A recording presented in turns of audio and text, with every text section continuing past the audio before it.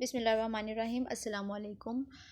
IT 430 e commerce का lesson number 25 है, virtual pin payment system. Lecture start करने से पहले आप लोगों से रिक्वेस्ट करती हूँ, यूट्यूब चैनल को सब्सक्राइब कर दें काइंडली। वीडियो के डिस्क्रिप्शन में व्हाट्सएप ग्रुप का लिंक गिवन है, उसको आप ज्वाइन कर लें। आपको हैंडआउट्स प्रोवाइड कर दी जाएंगी हाईलाइटेड, और जो आपकी क्यूरीज होंगी वो आप स्टूडेंट के साथ डिस्कस कर सकते हैं। Virtual pin payment system, last lecture में इसको डिटेल में स्टडी किया था कि वर्चुअल पिन पेमेंट सिस्टम क्या चीज़ है, इसके ये कब स्टार्ट हुआ था, सारा कुछ इसका बता दिया गया था। अब है इसके advantages and disadvantages. Advantages and disadvantages में फर्स्ट इसके आता है simplicity and no encryption is the biggest advantage of this payment system.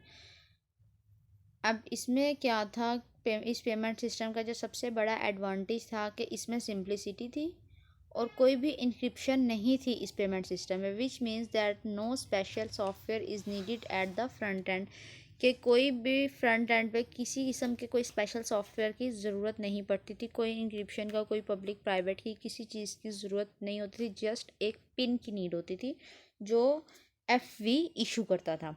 This payment system is good for low cost information item. जो लो कॉस्ट इंफॉर्मेशन आइटम थे उनके लिए क्या था, पेमेंट सिस्टम बेस्ट था।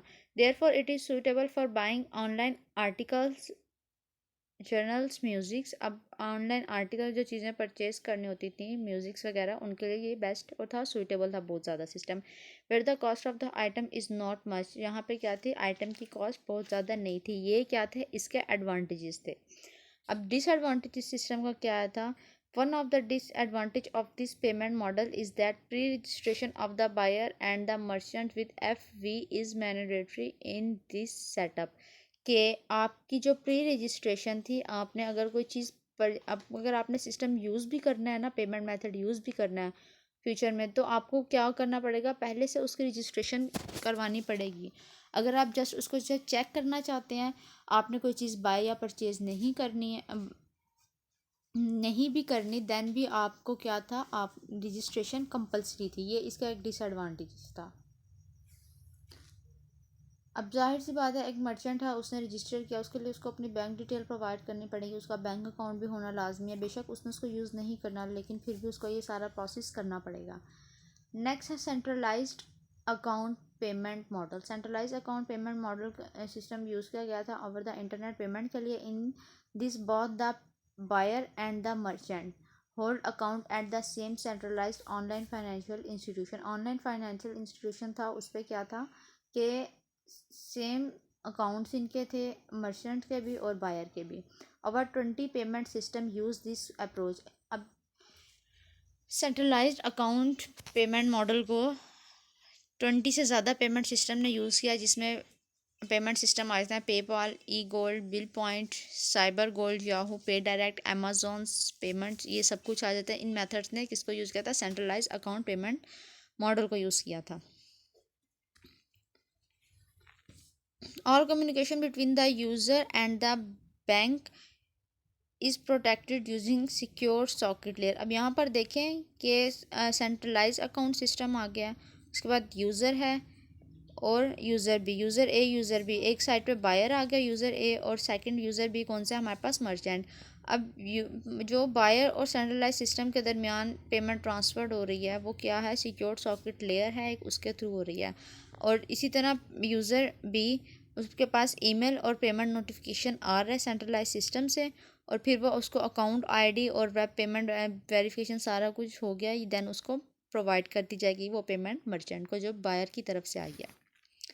जितना भी ये कम्युनिकेशन होगा, ट्रांजैक्शंस होंगी, ये सिक्योर सॉकेट लेयर के थ्रू प्रोटेक्टेड होंगी और ट्रांजैक्शंस की जाएंगी।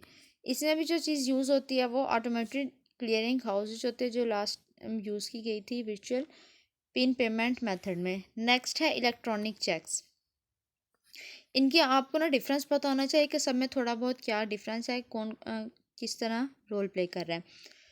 Financial service technology consortium is a group of US banks, research agencies and government organization formed in 1993। 19 जो US के बैंक्स थे, रिसर्चर्स एजेंसीज थी, उन्होंने क्या किया, 1993 में इलेक्ट्रॉनिक चेक को फॉर्म किया। It has introduce the concept of electronic cheque का इन्होंने कॉन्सेप्ट इंट्रोड्यूस किया, इसको फॉर्म हमारे वजूद में लेकर आए। An electronic cheque contain and instruction to the buyer's banks to make a specific payment through a merchant. अब इन्होंने क्या किया था कि जो बायर्स का बैंक अकाउंट था उससे पेमेंट लेकर, वो कुछ हम इंस्ट्रक्शंस होती थी उस अकाउंट की, देन क्या होता था उससे पेमेंट्स लेके इलेक्ट्रॉनिक चेक्स के थ्रू पेमेंट लेकर किसके पे कर देते थे, मर्चेंट्स के अकाउंट में वो चली जाती थी। बहुत symmetric and asymmetric types of cryptographic used in this system. अब यहाँ पर एमसीक्यूज आ सकता है कि इलेक्ट्रॉनिक चेक्स में कौन सी टाइप ऑफ क्रिप्टोग्राफी यूज़ की गई थी। तो इसमें इस सिस्टम में साइमेट्रिक एंड एसाइमेट्रिक दोनों क्रिप्टोग्राफिक यूज़ की गई थी।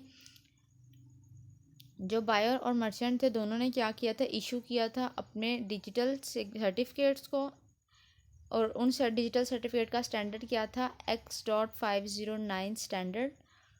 और जो बैंक्स थे, रिस्पेक्टिव बैंक्स थे उन दोनों के, उसके फॉर्मेट पे वो थे। This certificate are use to verify the digital signature on the cheque. अब ये जो सर्टिफिकेट स्टैंडर्ड था, सर्टिफिकेट थे X.509 स्टैंडर्ड फॉर्मेट, ये क्या करते थे, जो डिजिटल सिग्नेचर्स थे उनको वेरीफाई करने के लिए यूज़ किए जाते थे कि ये वाकई में ही क्या सेंडर जो बायर और मर्चेंट है ये उन्हीं की है या नहीं है। अब बैंक में इंक्लूड मैनी अकाउंट रिस्ट्रिक्शंस। अब इसमें क्या चीज़ थी, एक ड्रॉबैक भी समझ लें कि एक अकाउंट रिस्ट्रिक्शंस लग गई थी कि आपकी मैक्सिमम या मिनिमम चेक वैल्यू आपकी ये हो सकती है, maximum cheque value. An electronic checkbook device is a combination of secure hardware such as smart card and appropriate software.